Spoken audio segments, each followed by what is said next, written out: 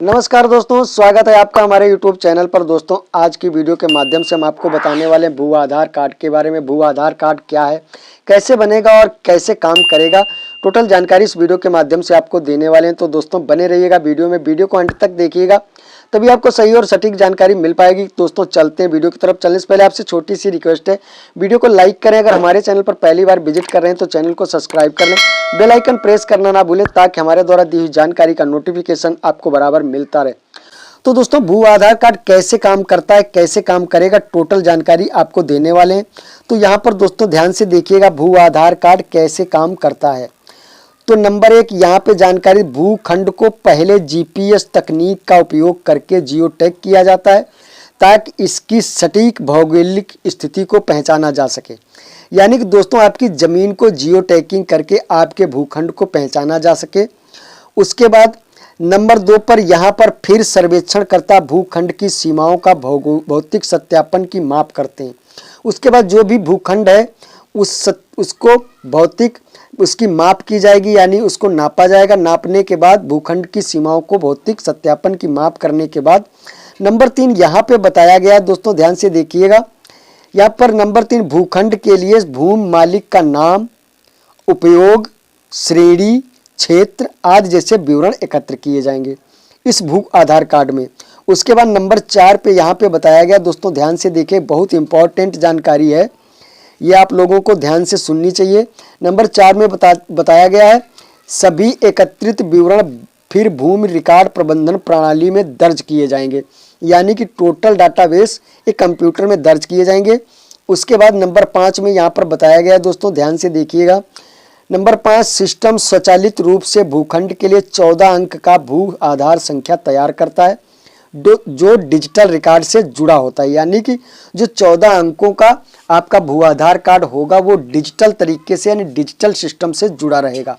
उसे आप डिजिटल तरीके से कहीं भी आप प्रयोग कर सकते हैं। जैसे कि आपका एक आधार कार्ड जो है 12 अंकों का, इसी तरीके से एक ज़मीन का आधार कार्ड जो 14 अंकों का होगा वो डिजिटल तरीके से जुड़ा रहेगा, तो बायोमेट्रिक सिस्टम से जुड़ा रहेगा। यानी कि आपके अंगूठे में आपकी ज़मीन टोटल आपके अंगूठे से चलेगी। तो दोस्तों यहाँ पर और जानकारी दी गई, भू आधार कार्ड में क्या क्या जानकारी होती है, यानी कि क्या क्या जानकारी होती है, क्या क्या जानकारी होगी।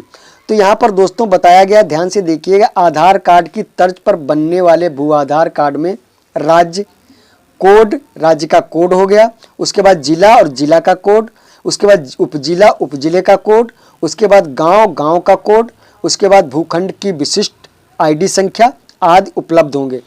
भू आधार संख्या को डिजिटल और भौतिक रूप से रिकॉर्ड दस्तावेज पर अंकित किया जाता है। उसके बाद भले ही भूमि हस्तांतरित है, भले ही भूमि यानी कि ट्रांसफर हो गई हो, कई हिस्सों में विभाजित हो गई हो या उससे कोई बदलाव हो गया हो, भू आधार संख्या या भूखंड की भौतिक सीमा के लिए समान रहेगी।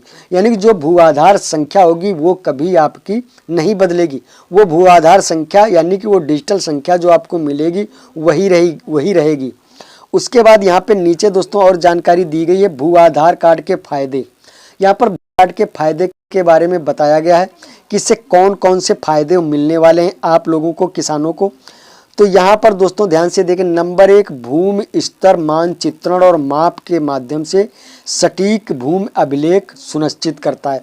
यानी कि जो उसकी माप है, नाप है, कितना यानी कि गाटा है, कितना भूखंड है, उसकी टोटल यहाँ पे सटीक भूमि अभिलेख सुनिश्चित करता है। यानी कि टोटल सटीक यहाँ पर जानकारी मिलेगी भू आधार कार्ड के अंतर्गत। उसके बाद यहाँ पे नंबर 2 बताया गया, भूखंड पहचान में स्पष्टता से दूर होती है जो अक्सर भूमि विवादों का कारण बनता है।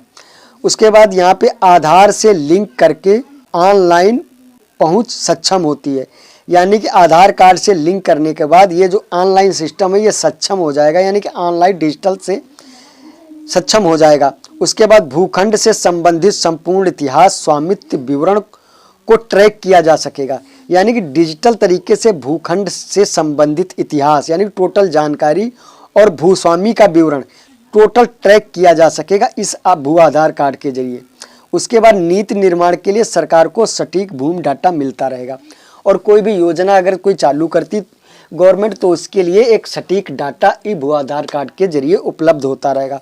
तो इससे बहुत से जानकारी आपको मिलती रहेगी। भू आधार कार्ड के जरिए बहुत सी जो भी योजनाएं हैं वो आपको इसी भू आधार कार्ड के जरिए किसानों को मिलती रहेंगी।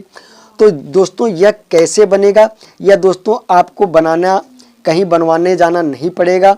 ये आपके तहसील स्तर पर जो भी अधिकारी हैं उनके द्वारा यह तैयार किया जाएगा और तैयार करने के बाद आपको उपलब्ध कराया जाएगा। जब वो डिजिटल डाटा कंप्यूटर में फीड हो जाएगा उसी के बाद आपको यह भू आधार कार्ड उपलब्ध कराया जाएगा। दोस्तों आप लोगों को कहीं जाने की ज़रूरत नहीं है, आप कहीं जनसेवा केंद्र या कहीं आपको जाने की ज़रूरत नहीं है। आपका जब भी भू आधार कार्ड बन जाएगा पूरी ग्राम पंचायत का, तो टोटल अधिकारियों द्वारा वह वितरण कर दिया जाएगा। जब तक भू का डाटा कंप्यूटर में फीड नहीं हो जाता तब तक आपको आधार कार्ड नहीं दिया जाएगा, ज़मीन का आधार कार्ड।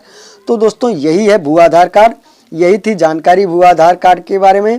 तो दोस्तों जानकारी कैसी लगी, वीडियो कैसी लगी, कमेंट सेक्शन में ज़रूर बताइएगा। मिलते हैं ऐसी नई जानकारी के साथ, नई वीडियो के साथ, तब तक के लिए धन्यवाद।